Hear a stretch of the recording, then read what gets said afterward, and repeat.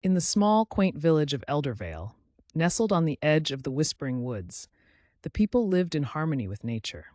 They respected the woods and its ancient spirits, for they knew tales of the great beasts that roamed deep within. Legends spoke of the Chrysalkin, a colossal creature said to protect the forest. The villagers would often whisper stories of this being, which supposedly thrummed with the very essence of the woods.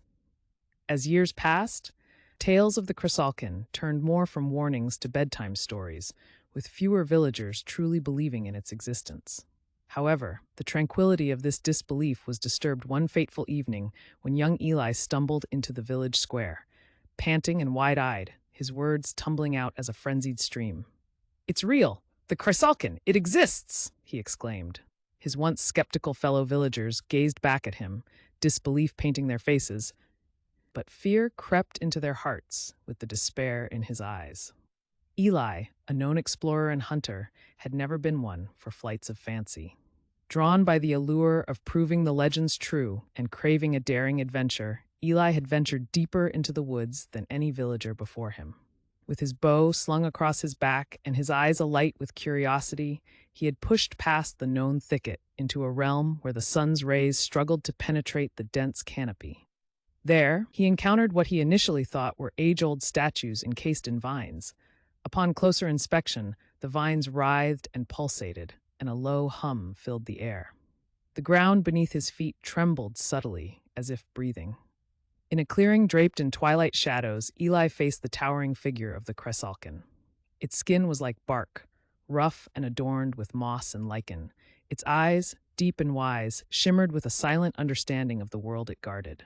A sympathy towards this living monolith welled inside him, as he realized how deeply this creature was tied to the essence of the forest itself. Before fear could root him to the spot, the Chrysalkin spoke, not in words, but in emotions and visions that flashed through his mind.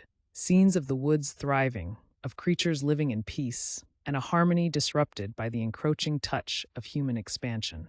With each image, Eli felt a greater sense of urgency and responsibility. Rushing back to the village, Eli's tale was initially met with skepticism. But as he recounted his experience, the elderly of the village nodded, their eyes reflecting the memories of the old stories they had once disregarded.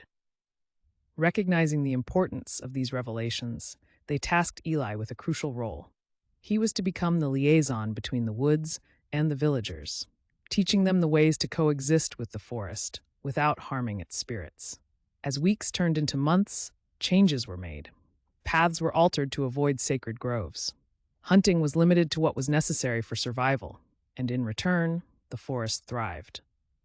The villagers even noticed new species of plants that brought benefits to their crops and herbs with medicinal properties previously unknown. The balance of Eldervale and the Whispering Woods was restored, albeit fragile and requiring effort and understanding from both humans and the mythical beings within.